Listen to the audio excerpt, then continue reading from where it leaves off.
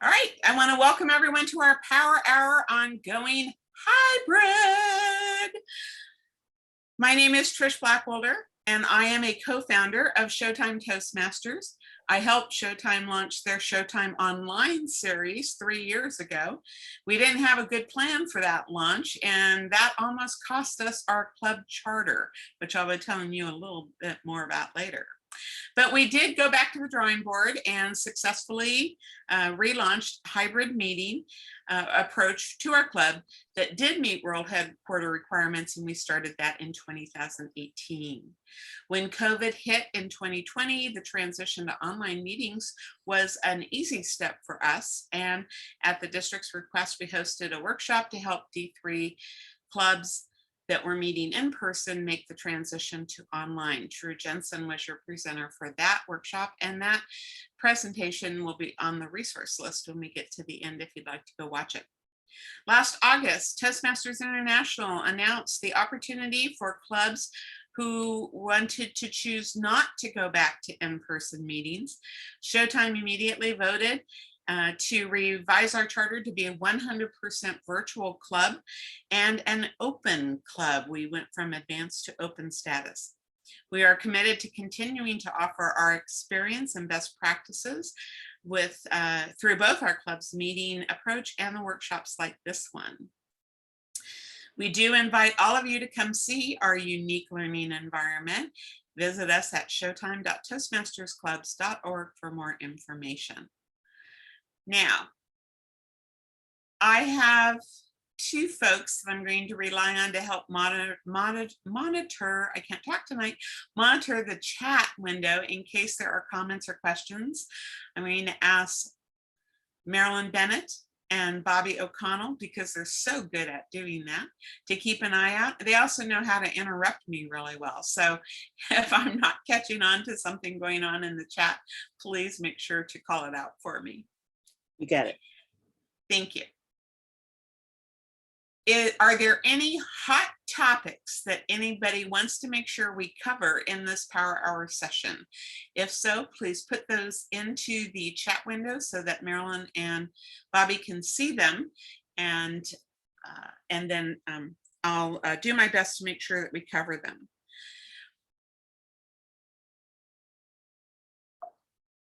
Okay.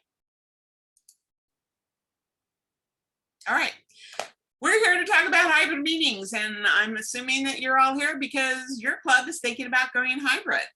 There's a lot of hype circulating about hybrid meetings right now, and we thought we could do our part to help bring the facts to the forefront, having some experience in this environment. Now, while there are a plethora of YouTube videos already out there about the tactics of going hybrid, having been through a failed launch and then a reboot launch, I can assure you, we have more than just tactics that need to be addressed. So I've comprised my 7 key questions that your club needs to answer before preparing to go hybrid. The first one is, do you know what qualifies as a hybrid meeting, and where would you find that definition if you need it? Another thing would be technology. It's going to require an investment of funds, and does your club have the necessary funds to make that investment? Technology is also going to require expertise, and does your club have the talent in your membership that can be able to support the technology solutions you come up with?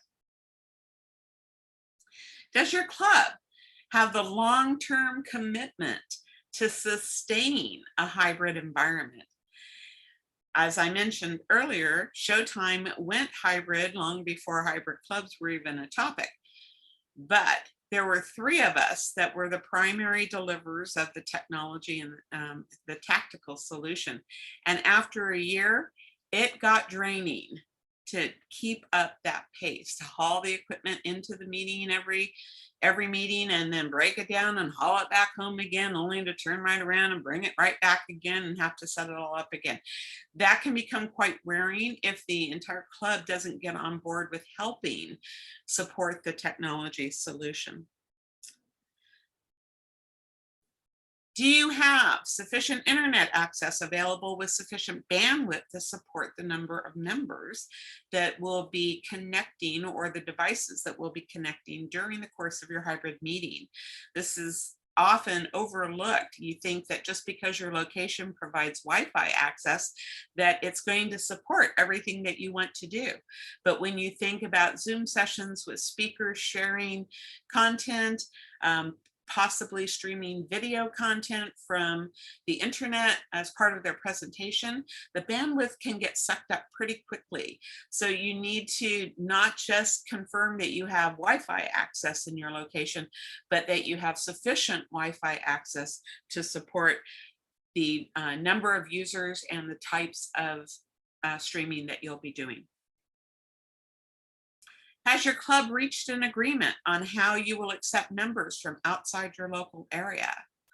My in-person club that now is meeting virtually has a member from Hawaii now, and we don't want to give that member up. So that is driving us finding a location where we can do hybrid meetings going forward, so we don't have to lose those members. And I've made this comment before. We lost a lot of members over the whole COVID situation. Let's not lose more members because we don't know how to go hybrid and keep them on our roster. Don't make your long distance members pay the price. If your club decides it can't support a hybrid approach, then make sure you help those remote members find a club that can support them. Don't just drop them.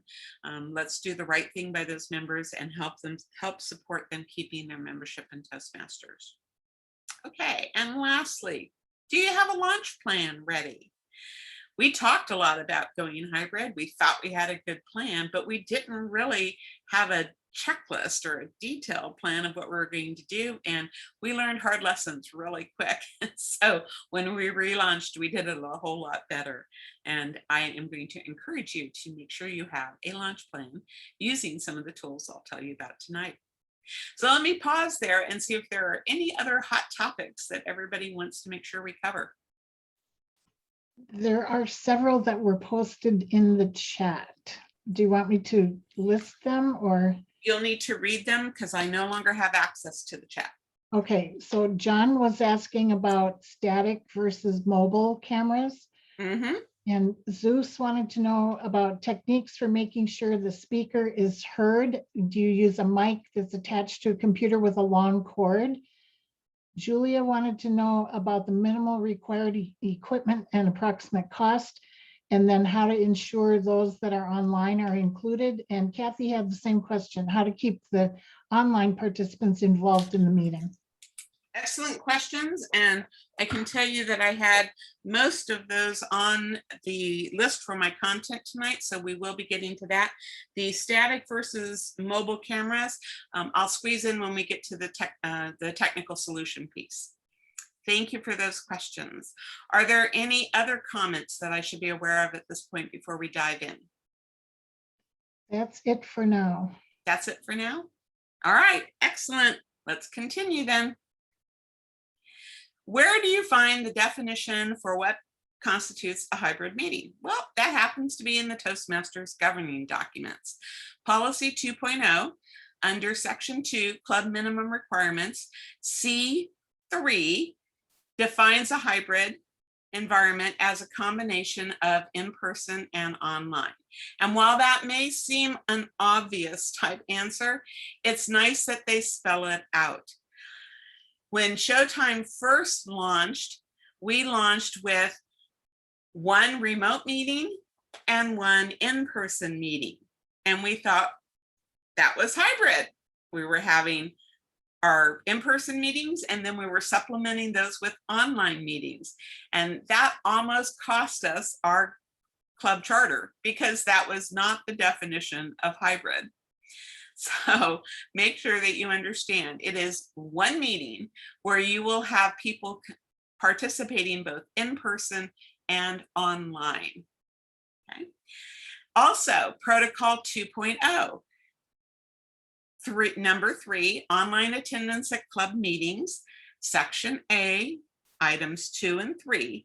Participants must be able to communicate with all other members in attendance at the in-person meeting. Right? This means that your remote people must be able to see and be able to communicate with the in-person people and vice versa. And then with section 3, the online participation in a club meeting does not include voice over teleconference, recorded video, or recorded audio. It has to all be live with faces. Okay, so you can't conference somebody in by phone and have them be a participant of your meeting. That would be a violation of Protocol 2.0. If you used recorded video to allow further engagement, you'd be in violation of Protocol 2.0. If you used recorded audio, you'd be in violation of Protocol 2.0. Okay, so make sure that when you take your hybrid approach that you are within the requirements as specified in Policy 2.0 and Protocol 2.0 so that you don't get the cease and desist letter from World Headquarters saying they're going to pull your charter if you don't comply. That was not a pretty experience. We didn't enjoy it at all. Also in Protocol 2.0, it will call out that you will need to update your addendum of standard club options. So there's paperwork involved as well. It is online paperwork, but there is paperwork involved. If the club determines that there's an online platform to be used and must acquire it at the club's expense. Now, this can be something that one of your members provides, but remember that if a member is providing their own personal, say, Zoom meeting license for you, if they're not available, what are you going to do then? Because unless they're willing to hand over their login information, which once used gives you access to their personal information like billing details and credit card information, you may find yourself without a Zoom license then to be able to conduct your meeting for that particular time frame. All right. Showtime did bite the bullet and buy their own license. In fact, we have 2, which I'll explain in a little bit. But that was done at the club's expense, and it was an approved expense item by the club membership. For Part C, each club determines the type of online platform to be used. Oh, no, I said that one. Protocol 2.0 item 5 will also designate how club meetings are conducted. And at the time, if you're chartering a new club, the club must designate whether it will conduct meetings in person, online, or hybrid. Modifications to the designation require a majority vote of the active individual membership of the club. So when Showtime decided to go 100% virtual with the blessing of Toastmasters International, we did have to vote to change our charter and designate ourselves as an online club. Okay, so let me see if there are any questions around any of the governing document specifications. We do have a comment from John Hammond. Mm-hmm. He says, I bought a corporate membership to Zoom at my own expense for the club. Are there any other options, or are there other options? As a longtime benefactor of many of my clubs, I have on multiple occasions purchased things at my own expense and then donated them to the club. All right. If you are going to donate your license to the club that you personally purchased, and the club's fine with accepting that, then thank you.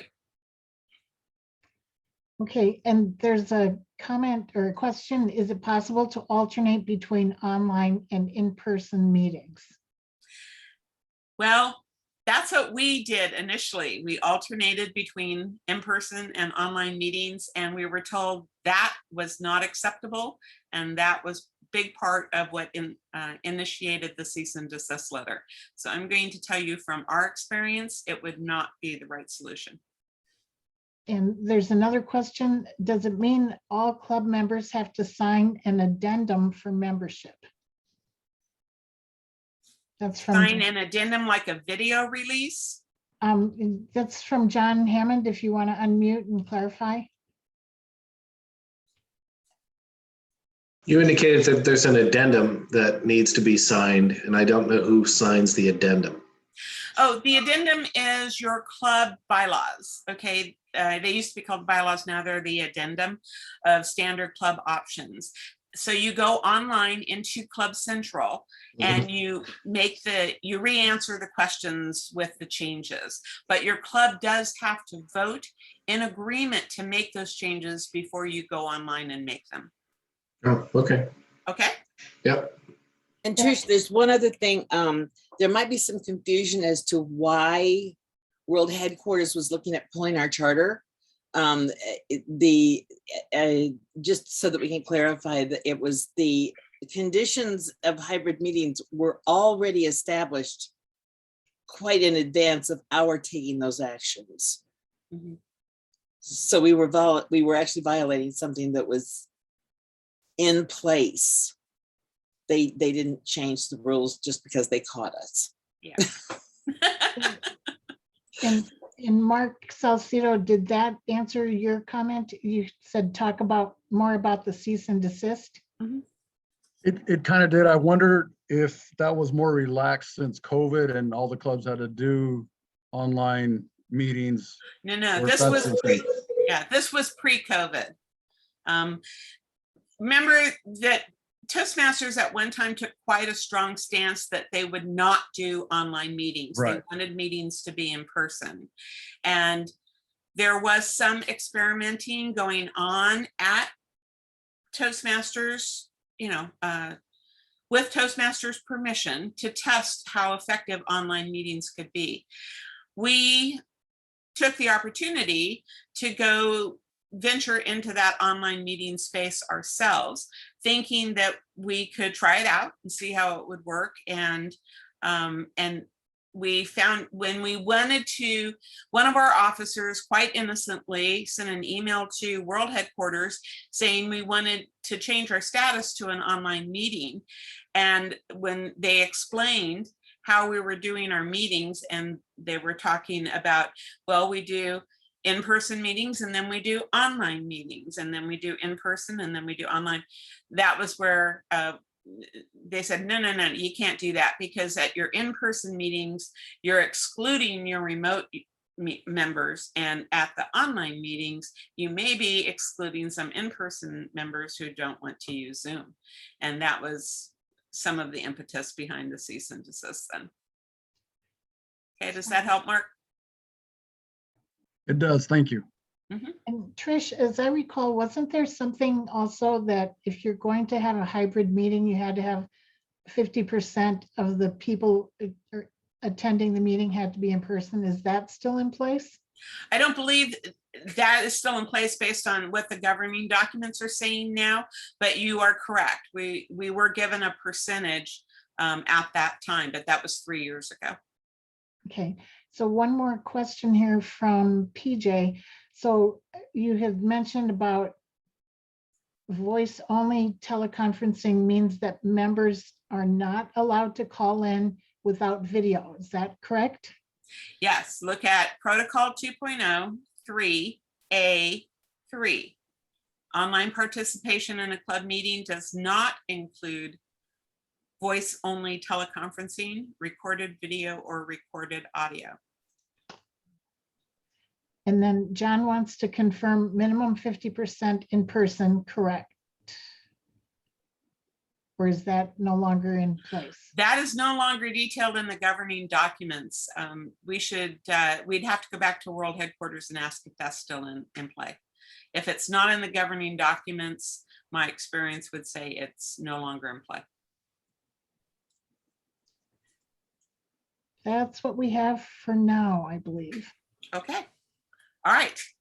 Enough about governing documents then. Let's move on. Another thing that we did when we relaunched was we realized that we had not established, we talked very much about the tactical solution. We never really talked about the business or the operational solution. How were we going to support contactless member recruitment and member onboarding. And so changes needed to be made to our website in order to support that. I was a member in another online club at the time, and they had some cool ideas.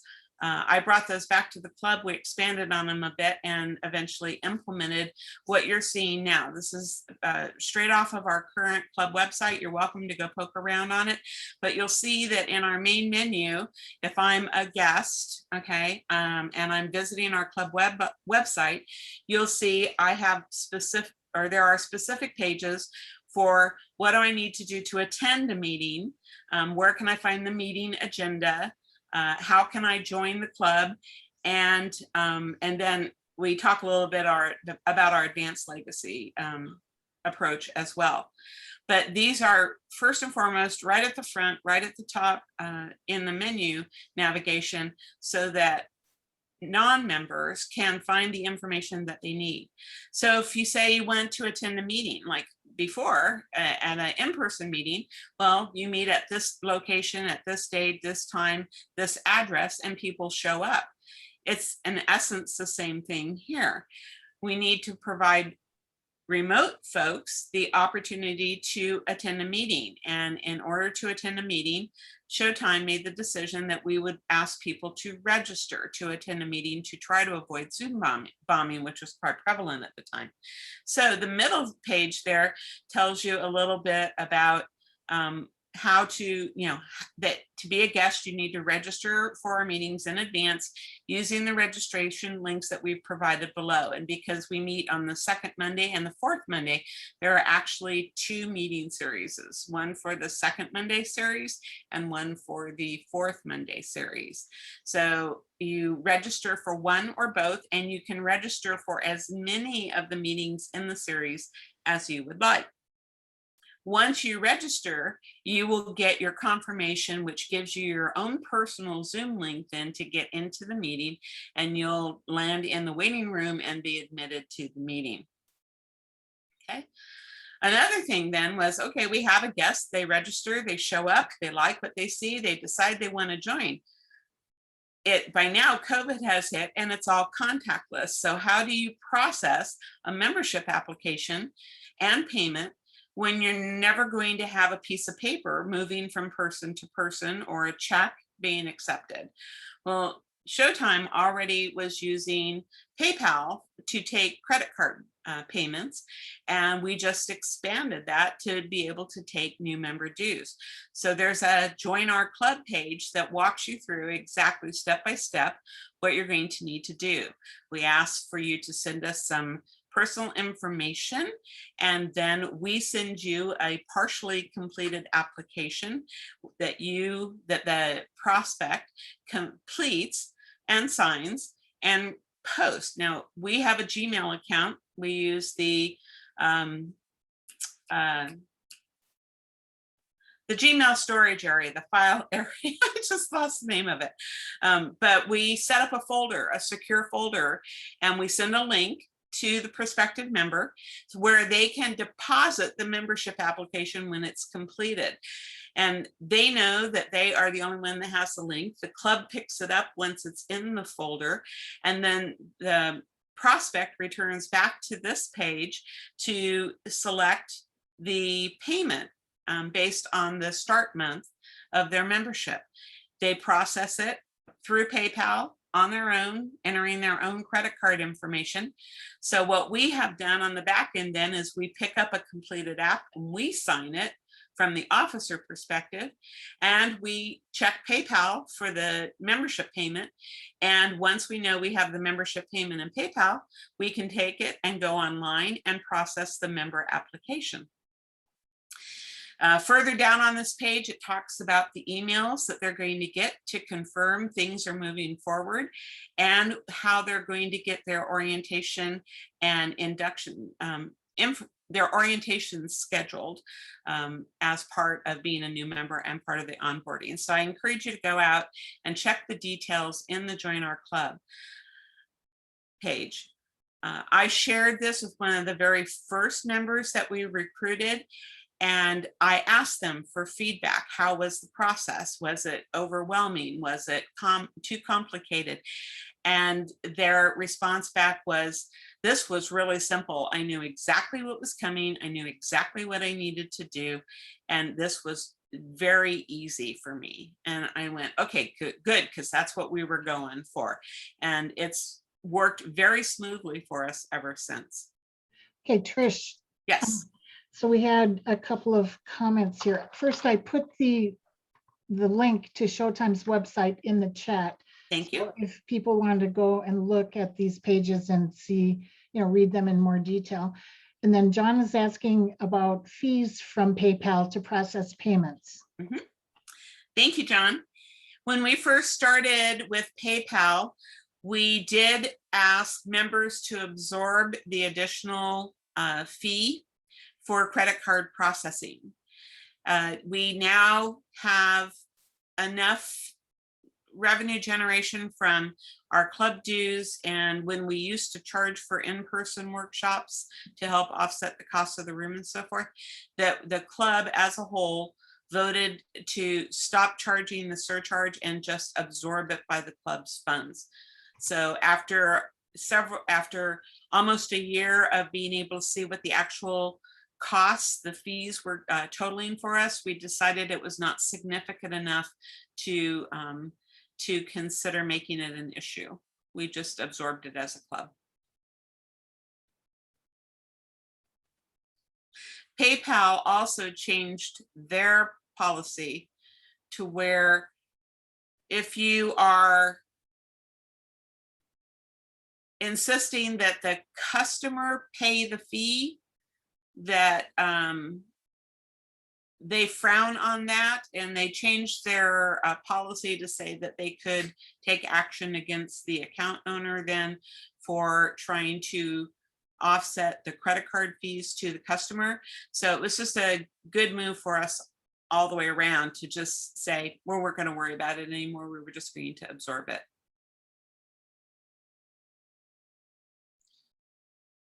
Okay, I don't. Trish, just for those that might be wondering, can you expand on why Showtime was not considered a nonprofit with PayPal? They are considered a nonprofit. Well, the nonprofits that don't get charged, I mean. Well, nonprofits still have a transaction fee, but they get a discounted transaction fee.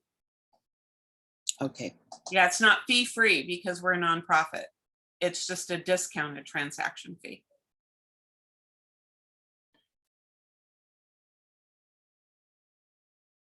Okay, any other questions?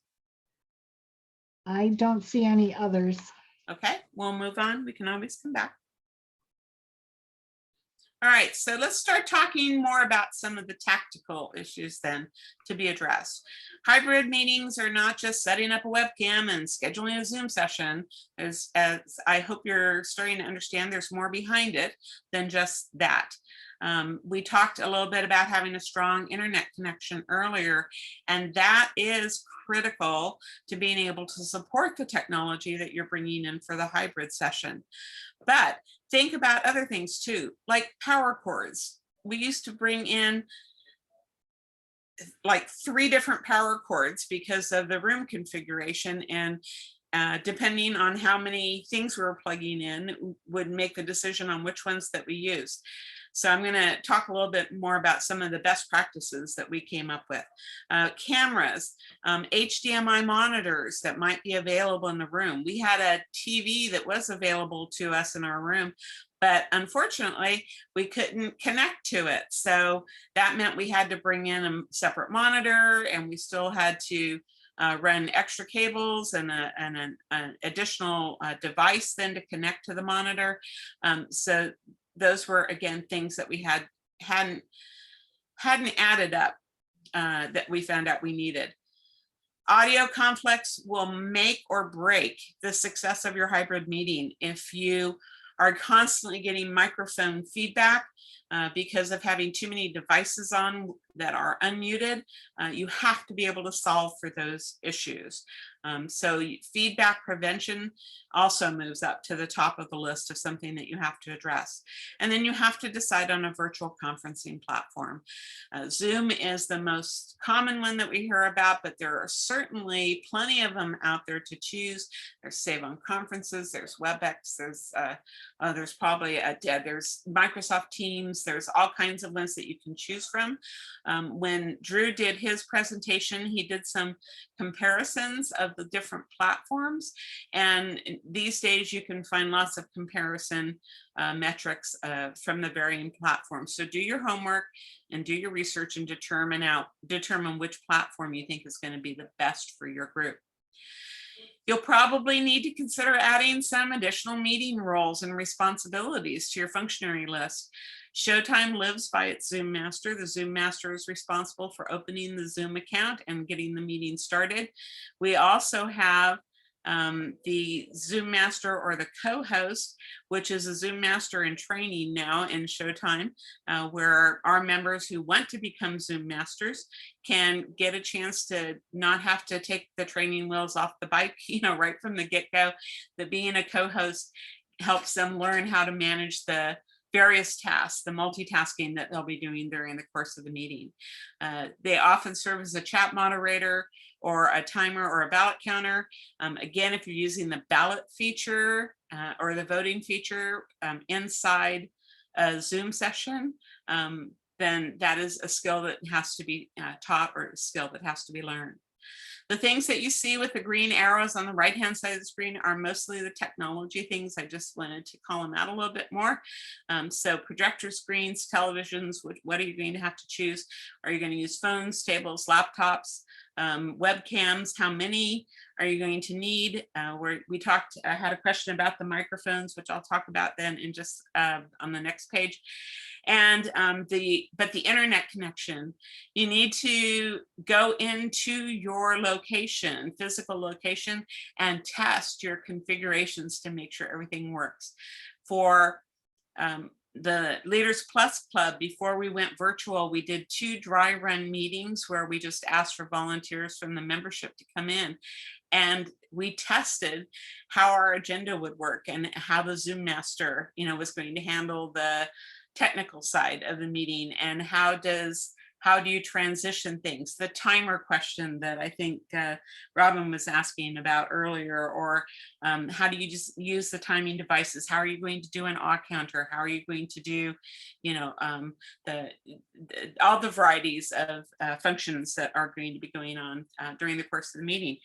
Like I said, we did 2 dry rehearsals and found out what bumps in the road we might have before we actually went 100% virtual on our website, with the ability for guests to sign up and attend the meetings. So their practice makes perfect, and it really comes true here. Trish, real quick, Yes. Mark Salcido is asking, does the Sergeant at Arms role change with regard to the Zoom Master?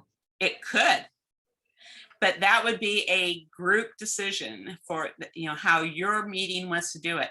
We came up with a separate Zoom Master role. We gave the Sergeant at Arms different assignment. They will still open the meeting, read the club mission statement. They also read the disclaimer, because we were recording our meetings for the longest time. And so the little disclaimer that I did up front, that was part of the Sergeant at Arms duties then, so that people would have a chance to find their video stream and turn it off, or make sure that they were muting themselves. Also included some Zoom etiquette, comments. And so that became part of the Zoom Master's role, or the part of the Sergeant at Arms role.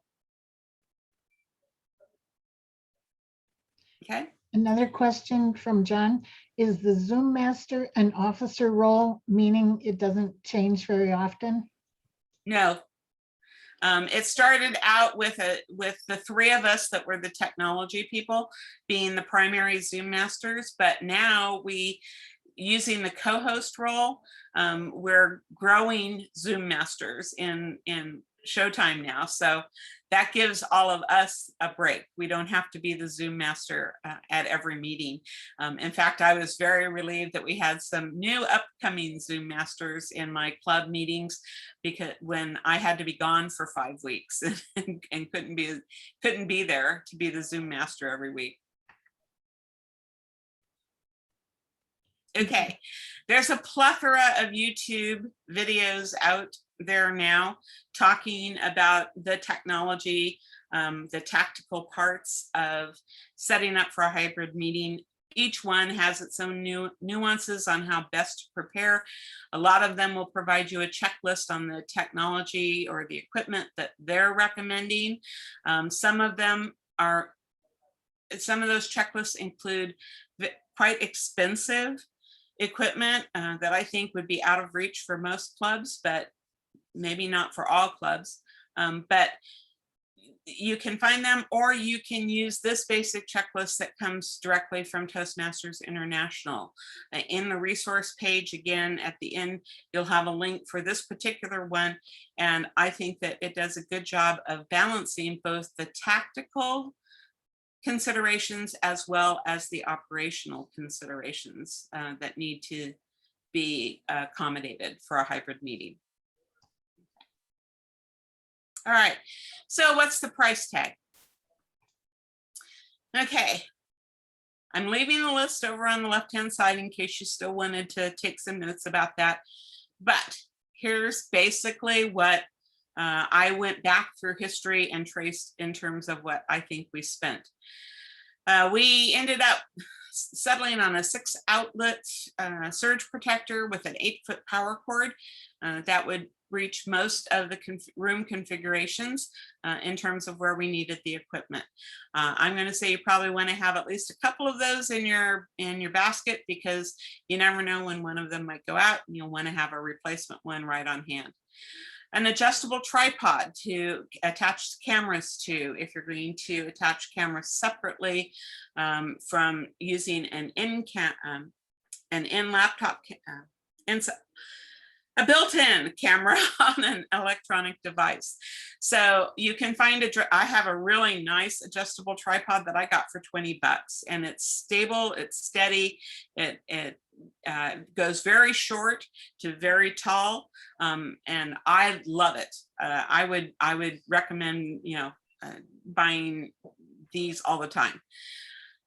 We settled on a speakerphone. We tried a boom mic, we tried a speakerphone, we tried using the internal mics from computers. We found the speakerphone to be the one that the members reached consensus they thought did the best job. The speakerphones that I've seen recommended nowadays on these YouTube videos are running about $175. We got ours for $98 because I watched and got it on sale. And Cynthia Kerford is also another one that can shop like crazy and get great deals. So you don't have to invest $175, $200 for a speakerphone. You can often get a good one for around $100 when they go on sale.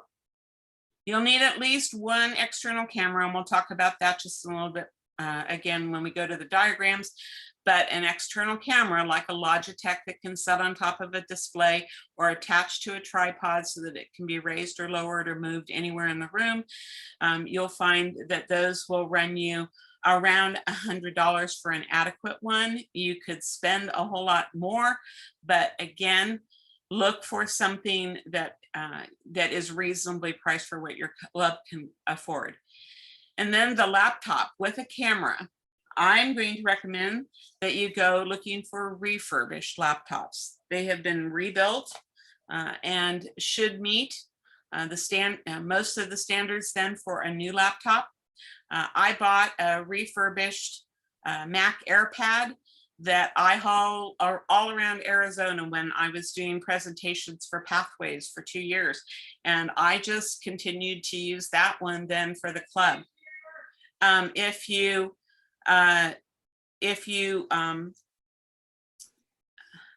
Excuse me, just a moment. I need to mute myself.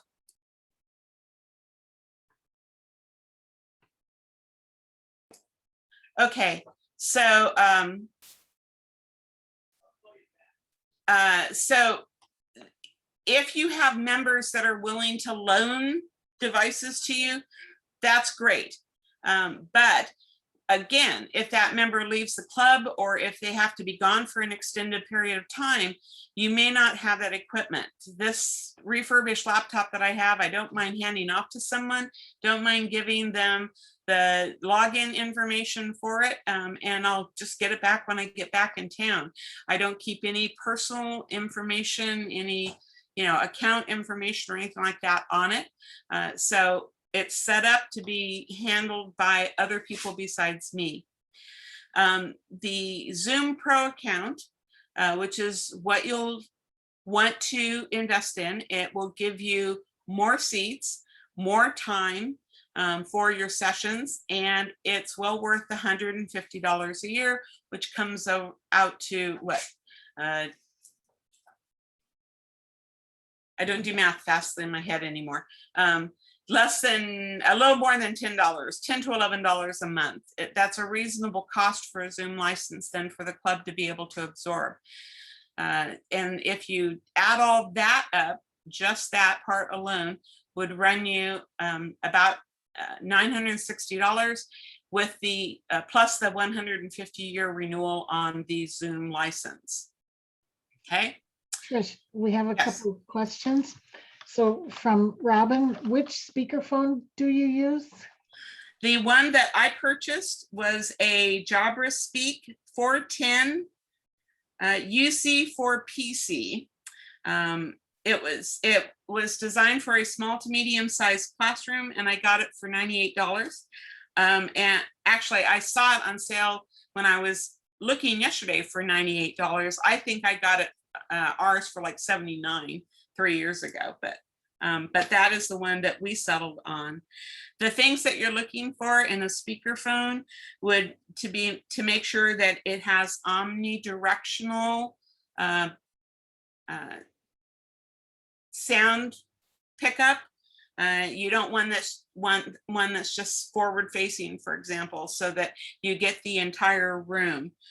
We just some of us just attended the first hybrid meeting for a club out of state, and they had a round speakerphone in the middle of the room that they were using that looked very much like the Jabra Speak one that I have. Logitech also has, oh no, I'm sorry, that's a camera. Plantronics was another recommendation. The Plantronics Callisto 7200 was on another checklist sheet from a video that I watched. They wanted $191 for that one on Amazon last time I checked. And then John says that they've been using a webcam on a tripod. Mhm. He wants to know, do you use a camera with Zoom feature? My camera that I use does not have the Zoom feature on.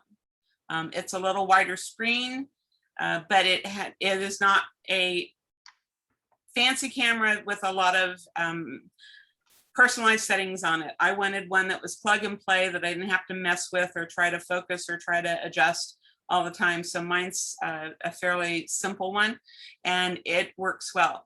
The ones that have microphones are certainly a possibility because they might be able to pick up enough of the sound. You'll have to test them, test the quality of them. If you don't like them, send them back, and if you like them, good, I'm glad that works out then. So is the speakerphone, does that take a USB connection?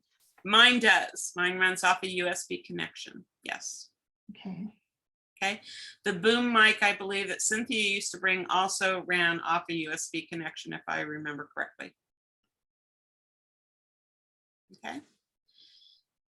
Now, additional things that you might have to take into consideration. I mentioned that there was a TV available in the room that we were using, and we couldn't plug into it. So if you don't have an external monitor that you can plug into for your hybrid session, you may need to bring in a monitor, which is what we ended up having to do as well. I would suggest that you want to get an external or a monitor of at least 24 to 27 inches so that your full gallery view can be made available to all the people in the room. Those will run in the range of $250 if you're buying new. Again, you may be able to find refurbished or used ones and save some money. And then the internet connection becomes critical in being able to support all of this. So you have to test that. And there's already some conversation in the Leaders Plus Club about the fact that we may want to invest in a hotspot so that we can count on our internet connection. Hotspots, I went out and priced them, run about $200 for the device and about $50 a month for the subscription. So if you add those things in on top of the original estimate, you're looking at about $1,260 plus another $50 a month in the subscription service. And again, it's not all required. You may have people in your club that have this information or have these devices and they're not using them anymore. The speakerphone could have been used for me when I was working from home. I bought it though because we were trying to find something that would work for the club, and I donated it then to the club. So check with your members, see what they might have available or what they might be willing to share, at least in the initial deployment, so that you can find out what really works best for your environment and your remote members, and come up with the right final solution for yourselves.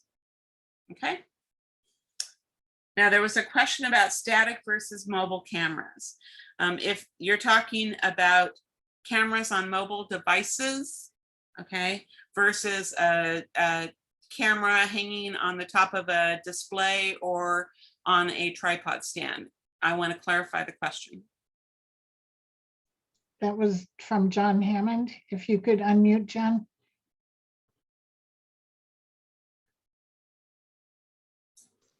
Sorry about that. I'm here. What was the question? Hey. You asked about statics versus mobile cameras. Are you Right. talking about a mobile device? No, just one on a tripod that moves. We saw that working in the meeting that we attended before this workshop tonight. Mhm. And they used it so they could change the position of the camera. They put it basically on a tripod where they could unloose, to loosen it and then rotate it. They rotated it forward for the speaker, then they rotated it back to put it on the room. And I thought that worked out pretty good. That's what we do. We have a person who runs the camera, and we have the camera focused on the lectern for when the meeting is opened, and then we'll move it to certain segments for what's necessary for the meeting, and then of course for the speakers. And They also had a computer at the front of the room though, with the computer camera facing the stage area, so that was a static view. It was all, you always saw the full speaking area. Oh, okay. And John, which club are you in that's doing this? Talkative and also Signal Peak. Okay. Okay, Thanks. you're welcome. All right, so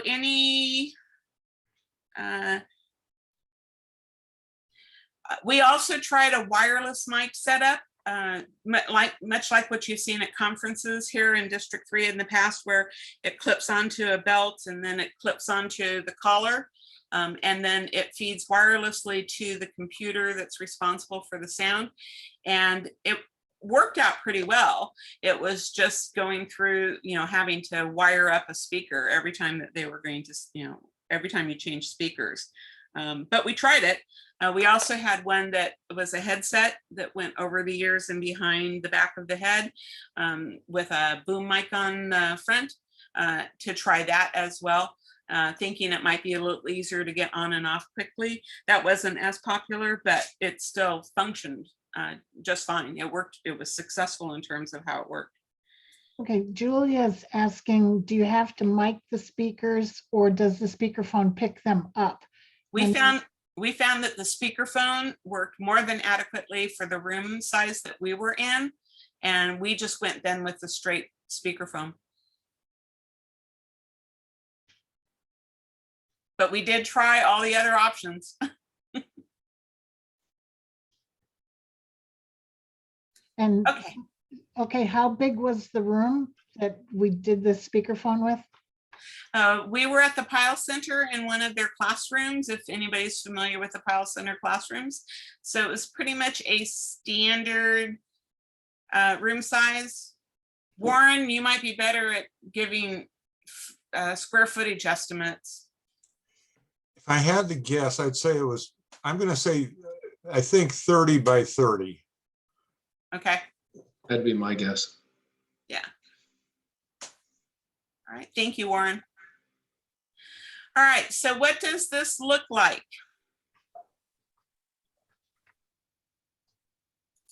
Here's two possible setups. Again, there's no gospel about this. It's not right or wrong. It's whether or not it works and it meets the requirements. Remember that one of the specifications in the governing documents is that all in-person members must be able to see all the remote members, and all remote members must be able to see all the in-person members. So these are two just quick drawings that give you an idea. The one on the left is a large conference table with everyone sitting around it.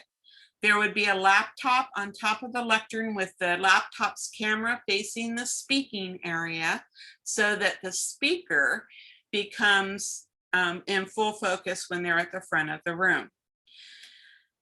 That laptop would be setting up independently. It would also give the speaker the opportunity to share a PowerPoint or share videos off the internet because they would have the same controls as being a remote attendee, because that's in essence what the laptop is set up as. Somebody powers up the laptop, logs into the Zoom, activates the camera, and the camera is just focused on the front of the room and whoever's standing there. Then to the side, there's another laptop, okay, that would be set up to handle the sound.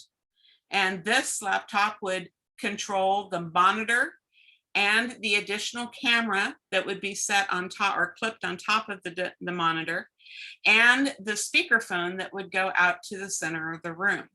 It's important that all of these things be driven off this one laptop so that all other devices that might be on and logged into the Zoom can go on mute without impacting anybody's ability to hear anybody. So the one laptop that would have live sound would be the laptop controlling the monitor, the camera, and the speakerphone.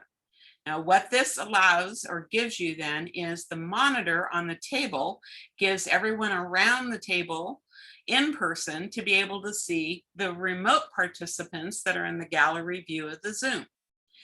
It gives a speaker at the front of the room, when they're speaking, the opportunity to see the gallery's view from the Zoom session so that they can see all the remote people as well as any in-person people that might still be logging in on their own devices. And I'll explain that in a second. But everybody's operating off the one speakerphone, so everybody hears everything that's being said whenever someone is talking. This was very similar to what we saw today, except that the monitor was a screen at the front of the room and they were using the data projector to present the gallery on the screen. Okay. All right. That meeting also had some members sitting around the table that had brought in their own laptops, phones, tablets, and they were logging in to the Zoom session as well, keeping their microphones muted because their sound was being picked up again by the speakerphone. But that gave an opportunity for individual people in the room to be in the gallery as individuals, as well as being on the pullback camera, the wide view lens, where you could see everybody that was in the room, which I thought was very effective.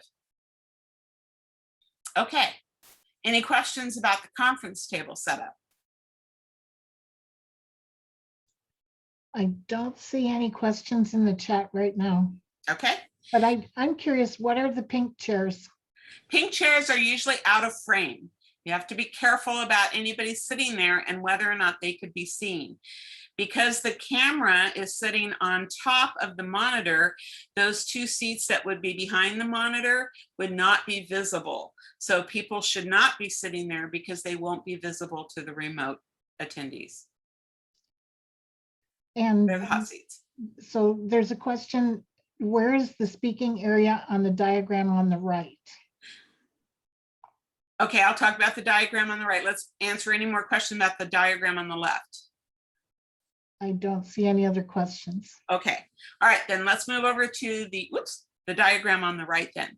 In a U-shaped setup like this, if you have a lectern at the front of the room, then the speaking area is still from behind the lectern, and that's the way this one is set up.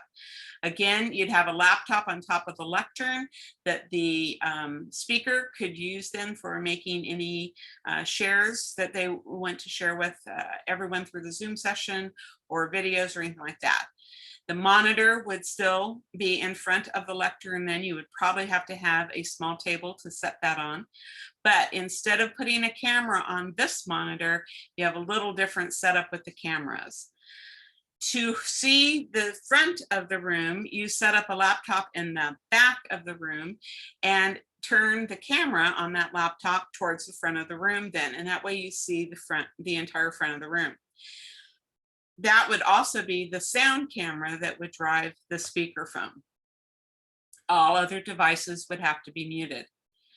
In order to ensure you saw the rest of the U-shaped table, you might have to either put a wide angle lens camera on a tripod at either corner of the U, or you could use something like two mobile devices like phones or tablets and stand them up, one at each end of the top of the U, one facing to pick up the left side and back left side of the room, the other one set up to pick up the right side and the back right side of the room.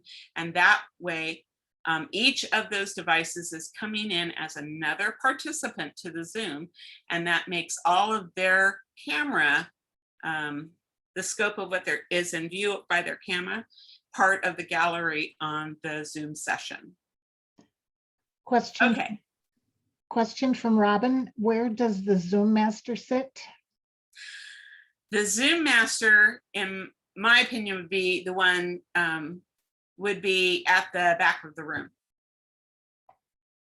The Zoom master on the conference table would probably be over at the pink hot seat or the first blue seat.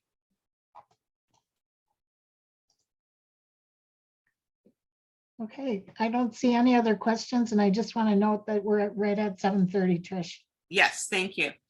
So you also asked, where's the speaking area? If you do not want to have a lectern in the front of the room and you want your entire speaking area to be free for the speaker, then obviously the lectern, the laptop, the monitor have to move somewhere else. The good news is that the monitor is just displaying the gallery view from the Zoom session, and it could go on a wall or on another table to either side, close to the top parts of the U, and be, as long as it was visible by everyone around the table. The laptop could just be closed or logged off on if you don't need a laptop then in the front of the room. The laptop at the back of the room, the camera on that one is picking up the speaking area in the front of the room, and so everybody will be able to see the speaking area still. Okay, question from Nikki. What view do you show on the monitor, the gallery view? And what about when one of the Zoom attendees is the presenter? And do you switch it back and forth?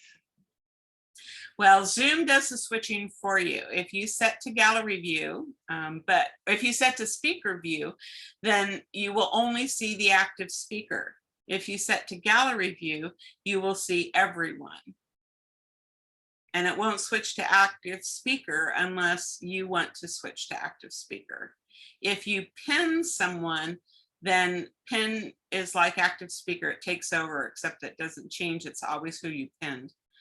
And the biggest adjustment that clubs are still making is speakers forget to pin the timer, and then they say, well, I couldn't really see the timing device. So, I don't know. You can't hold me to time because I couldn't see it. That was going to be a big challenge in the virtual contest season this last year that Tom and I had to deal with. And, we just said, you forget to pin the timer, you speak at your own risk then. You're going to be disqualified if you go over time. Okay, I'm going to ask Nikki to unmute because she's got several more questions, I think. Okay. Okay. Yeah. But Trish, you said we have to see everybody at all times. So if you have it in speaker view so that you have one of the persons attending via Zoom being the presenter, you'd want to see that person big, but then you don't see the other Zoom presenters. Right. The cameras that you see that are going to, like the monitors, okay, the monitors here should always have the gallery view on so that everything can be seen. But that doesn't mean that me as an individual, I could change my Zoom environment to go from active speaker to gallery view. But the ones that are being displayed in the room would always remain in gallery view. And then One of the Zoom attendees was your presenter.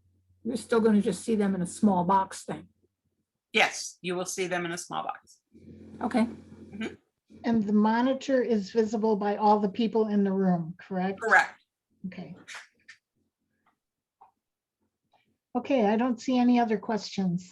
Okay, then let me just wrap up. Again, I just wanted to remind you, this is the critical conversation that you need to have, that you need to get everybody's consensus on in the club to go ahead and proceed and go to hybrid meeting. You want everybody on the same page to make this a success.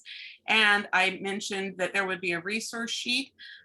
This resource sheet will be published along with the video on Friday, so you can look to get all of that information then. And on that note, I'm going to Before you stop then, Trish, there up front, there were a couple questions about how to keep the online people involved in the meeting. Both Julia and Kathy had asked about that. Okay. All right. How do you keep online people engaged in your meeting?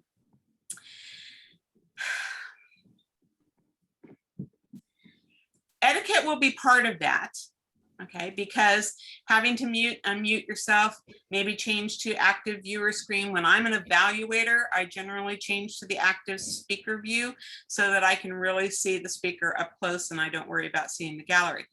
That keeps you busy. It keeps you engaged in what's going on, participating in the chat. But the other ways that you engage your audience as a presenter is by asking for feedback.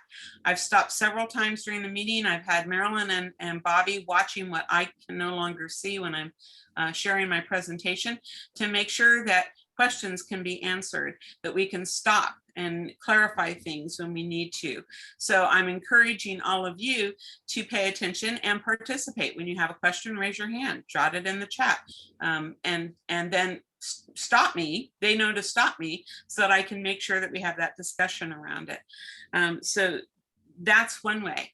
When we're having our virtual meetings, you can kind of tell that people aren't really watching the agenda because all of a sudden introductions don't happen the way that they should, or they don't know that they're coming up to give their grammarian report, and so we just have a fun way, trying to, remind everybody.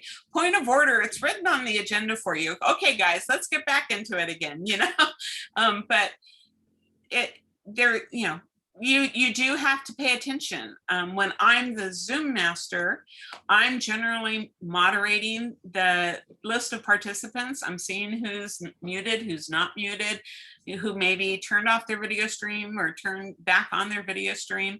I'm looking at the faces on the screen, trying to figure out if anybody's going to sleep, so, I try to help whoever's the active speaker at the time then, help with the transitions, help maybe send a private chat to someone and get their attention. I did that once in a Zoom call. I said, okay, please wake up. You look like you're falling asleep. Sit up straight in your chair, because it was somebody I knew. And I go, you're not making a good impression in this call. So, I'm just here to try to help you. And we ended up having a good conversation about it afterwards. But you just like you're in a meeting. Think about it when we were in person and we were around a table, and it was somebody who was busy on their phone all the time, and somebody would, eventually lean over and say, "Really? Do you need to leave the room?" You're being distractive to our speakers, let's be courteous. And so the etiquette doesn't change. The common sense doesn't change. The environment changes. That's it. You just adjust for the new environment. All right. I don't want to go too far over, but I'm happy to stay and answer questions for a little while longer. Did you want to stop the recording? Oh, if there are no other questions or topics that we think we need to capture. I don't see any other questions in the chat. Okay, then let me just close again by saying thank you very much for your time and attention today, for coming and supporting our workshop series. We work hard to put these together for you, and we appreciate it when you all show up and talk us up with other Toastmasters that you know. So feel free to drop in on a Showtime meeting anytime you'd like to see what we're doing and gain the experience that we gained from Hard Knocks to get to where we are today.